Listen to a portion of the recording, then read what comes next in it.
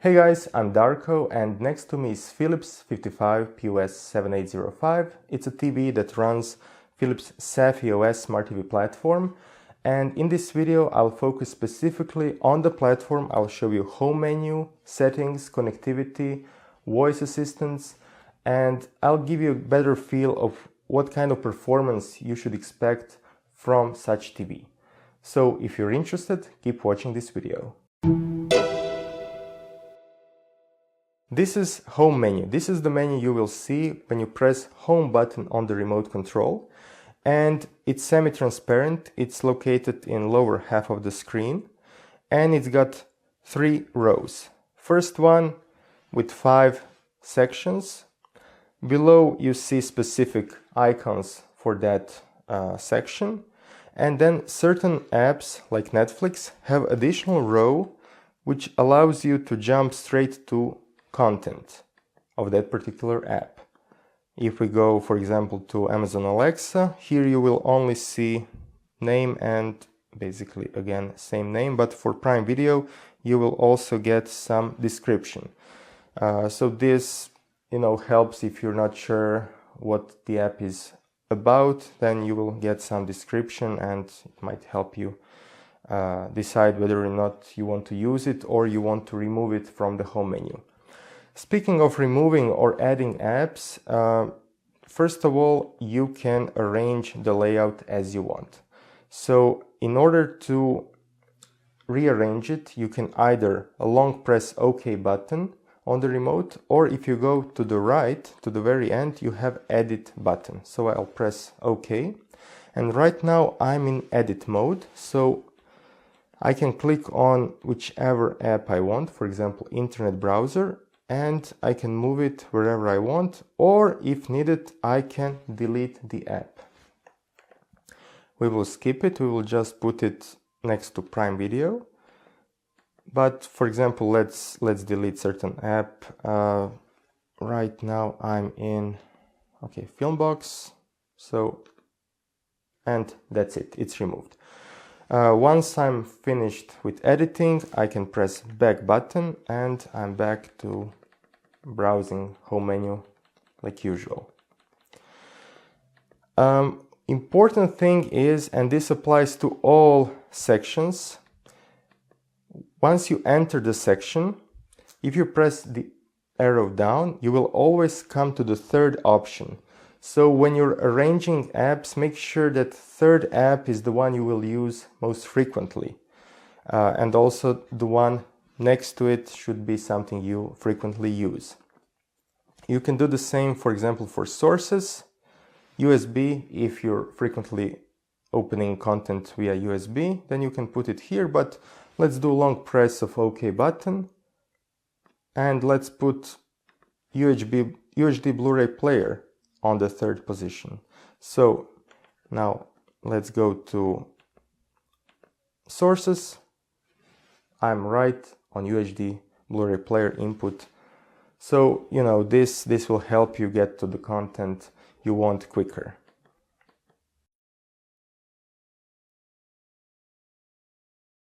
Another option you have in home menu is ability to search for apps and content on YouTube. So you can enter text using navigation buttons on the remote control. There is no ability to use built-in microphone, but you can connect USB keyboard, and let's enter, for example, YouTube. I hope it will react. No, nothing.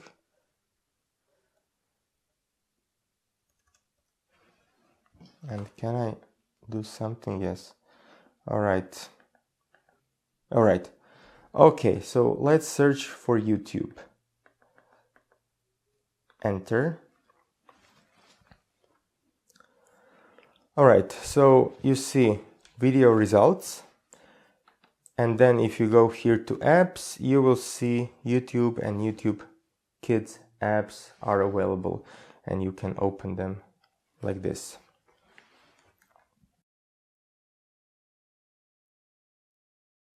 Next we have settings menu, where you have different options, either to access picture settings, quickly change picture style, enter all settings, or if you need some help, there is how to, and also at the end you have full help section.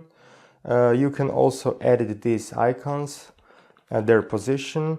So as I was doing calibration, I had to enter picture settings hundreds of times, so I put it on third position.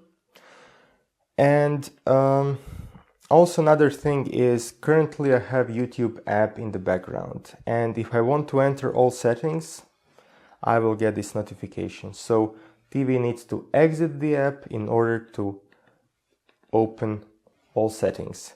And all settings is very familiar layout for Philips TVs. You have different sections: picture, sound, ambilight, wireless and networks, channels, general settings, universal access, child lock, region and language, and update software.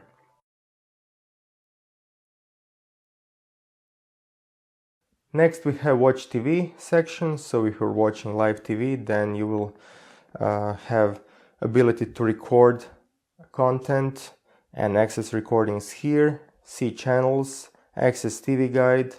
Also you can enter satellite viewing of channels here, or also antenna ones. And again, ability to edit this menu as you like, whichever option is the most frequently used. You can have it straight here on the third position. And let's see what we have on live TV. So I can simply click on antenna. First I need to exit edit mode. Okay, click antenna.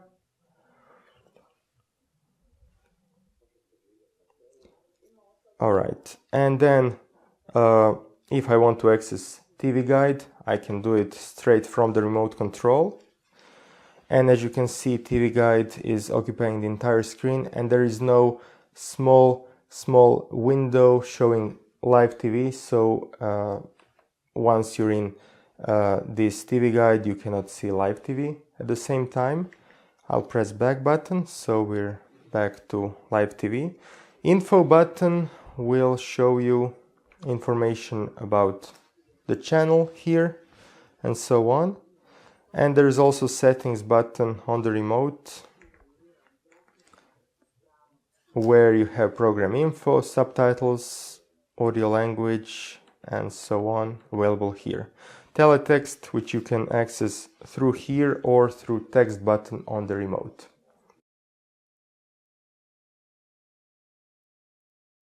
Final option in home menu is sources, where you have different options from screen mirroring, accessing network content, then different HDMI inputs, and again edit button for rearrangement of this submenu. As you can see, I changed names of HDMI inputs: UHD Blu-ray player, computer, game console. You can do that in all settings menu under inputs.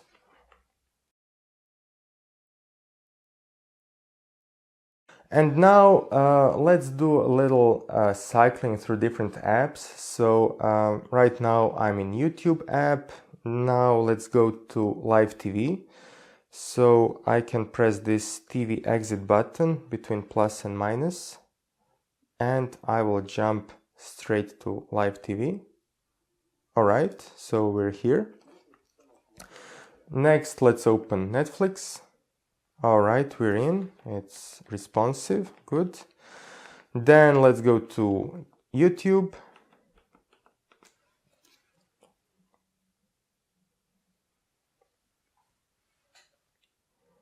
Okay.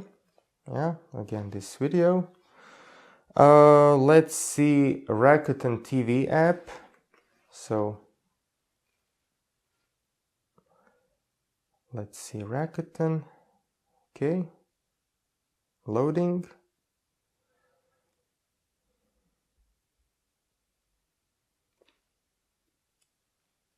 All right, we're in. And then let's go to sources and open something on my network server. Caster Troy. Let's go to video, tests. Let's play some 4K content.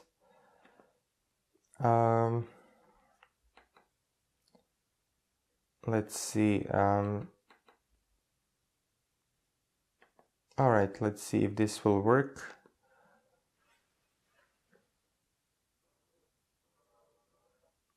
All right, this was recorded at 4K 60 frames per second, so there is some stuttering. Let's see some 24p content. Maybe something for HDR10.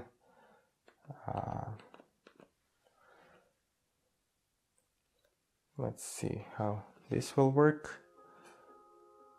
All right, so far looks good.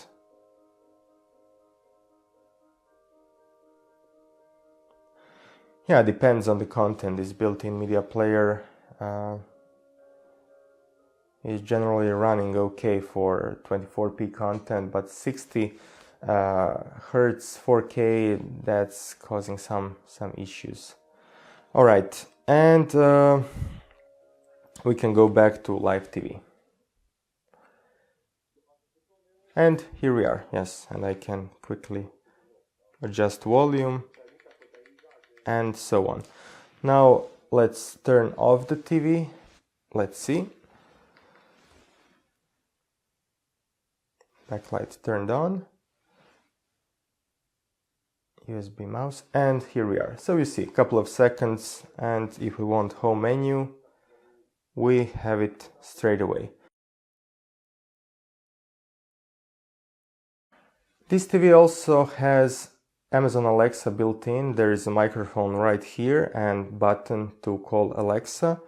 So you can open the app, and here you will have ability to configure it first time you enter, but also you have some tips and settings. So if we go to settings, here you will see which options are available.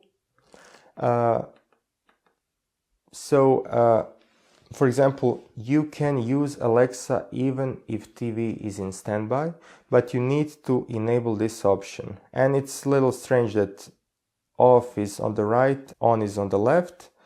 But now, with this setting, power consumption will be higher in standby, but I'll just show you how it works.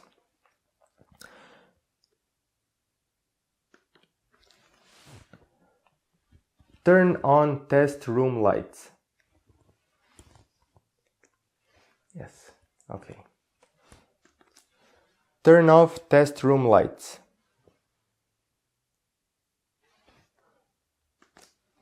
Trigger heating. So now Alexa will turn on heating in my house. But TV is in standby, which is cool. Also, another thing which is very cool with every Philips TV that has Ambilight. You can use Ambilight even if TV is in standby. So pressing Ambilight button, you will have different options here, different colors.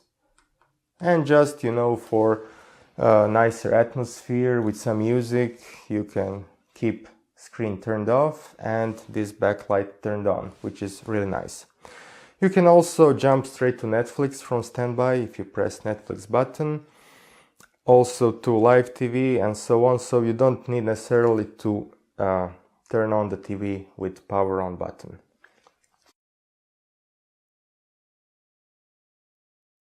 This TV has Opera browser built in. You can access it through home menu. And if you connect keyboard and mouse, you can easily navigate and go to different websites. You can also see history, tabs, and also use bookmarks. For example, let's go to this one to see which browser is built in and which version. So actually we see here that this TV is using, going up, okay, finally. So you see Opera 36 on Linux operating system, and current version is 73, this is version 36. And you see I can navigate and so on. So let's open this website that you see the speed.